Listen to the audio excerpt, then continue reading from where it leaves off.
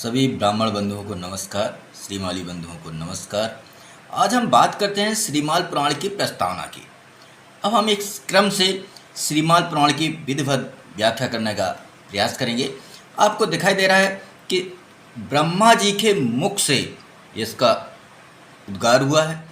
श्रीमाल पुराण को आप देखेंगे तो पुराणों में ये स्कंद पुराण, ये सबसे बड़ा पुराण भी है। और स्कंद पुराण जो मूल भाग है, एक खंडात्मक होता है और एक संगीतात्मक होता है।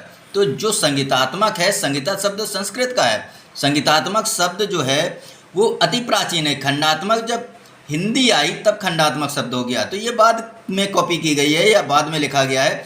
तो संगीतात्मक जो है वो मूल, इसमें खेमराज सीकरदास प्रेस मुंबई का प्रकाशन आप देख सकते हैं। और यहाँ पर खंडों के बारे में लिखा है। खंडात्मक में अगर आप देखेंगे तो जो संगीतात्मक है उसमें दोनों खंडों में 81 हज़ार श्लोक हैं। और यहाँ पर खंडात्मक पुराण में महेश्वर, वैष्णव, ब्राह्मी, काशी, अवंती, ताप्ती, रेवा खंड है। और इसके साथ साथ नागर और प्रभास खंड भी हैं। अब आप संगीतात्मक की अगर बात करें तो संगीतात्मक में सनत कुमार, यहाँ पर ये देखने वाली है कि ये शब्द और ये शब्द, यहाँ सनत कुमार, शंकर, ब्रह्म, सौर, वैष्णव, सूत नामक 6 खंड है। यहाँ पर ये देखेंगे सौर का जो संबंध है ये अति प्राचीन है। आप चाहें तो आर्यभट्ट को देख सकते हैं, ठीक है। अब यहाँ पर क्योंकि इसको जब आप पढ़ेंगे, दोनों को आप पढ़ेंगे, आपको पता चल जाएगा ये इलाहाबाद के आसपास ही मूवमेंट में रहता है और आपको इसका पता चल जाएगा। खैर, अब हम बात करते हैं स्कंद पुराण के जो 81, तो इसमें आप देखेंगे कि संगीतात्मक स्वरूप जो है ब्राह्मण विभाग, इसमें एक ब्राह्मण विभाग है। तीसरे परिच्छेद में श्रीमाल महात्म्य से इसका संबंध है और इसका एक बहुत विशेष श्लोक भी हैं जो श्रीमाली ब्राह्मणों के विशेषता को बताते हैं।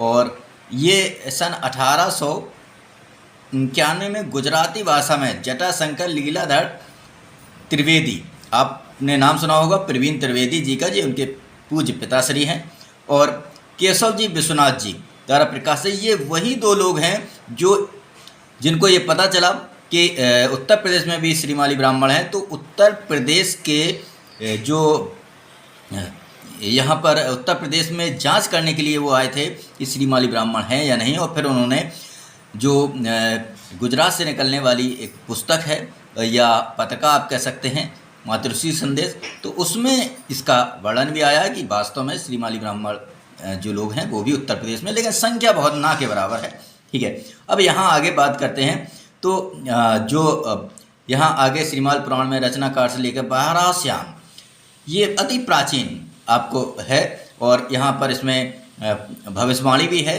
कि 1203 वैशाख विक्रम संवत में जो माता लक्ष्मी हैं वो पाटन जाएगी। और इसमें आप आगे का देख सकते हैं कि महाकवि माघ 6ठी शताब्दी में जो विद्वान हैं उनका संबंध भी श्रीमाली ब्राह्मणों से संबंधित है। और आगे आप इसमें देखते हुए ये उसकी प्रस्तावना की बात कर रहा हूँ। यहाँ पर लिखा हुआ सत्य, सत्य का मतलब है कि ये हमने भी इस पर अनुभव करके देखा है प्रमाणिक तौर। मैं इसकी प्रमाणिकता की तरफ ही आगे बढ़ूँगा निश्चित तौर पर। और आपको श्रीमाल नगर में बसने वाले जो लोग हैं वो श्रीमाली कहलाए। इसमें श्रीमाली ब्राह्मण, श्रीमाली सोनार, श्रीमाली जैन भी हैं, बहुत सारे इसमें लोग हैं, बहुत सारी जातियां हैं। क्योंकि ये जो श्रीमाली ब्राह्मण है, श्रीमाल क्षेत्र है, श्रीमाल के ब्राह्मण जो हैं वो श्रीमाली, ठीक है ना। ऐसे ही श्रीमाली जी उपनाम आया। और डॉक्टर नारायण दत्त श्रीमाली जी, कालूराम श्रीमाली जी के बाद ये बहुत तेज़ी से भारतवर्ष में प्रचार हुआ। अब हम बात करते हैं महालक्ष्मी देवी के विवाह के दौरान आकाश में पुष्प की जो वर्षा हुई उससे इसका नाम पुष्पमाल हो गया, ठीक है ना।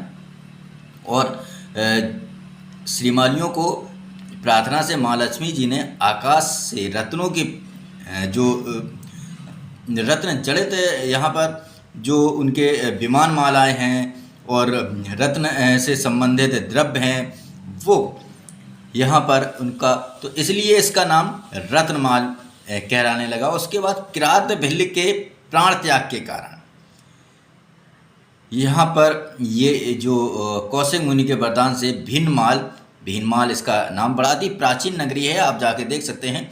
और भीनमाल नगर इसका ये श्लोक से वर्णन है, ये अपभ्रंश होकर भीनमाल हो गया।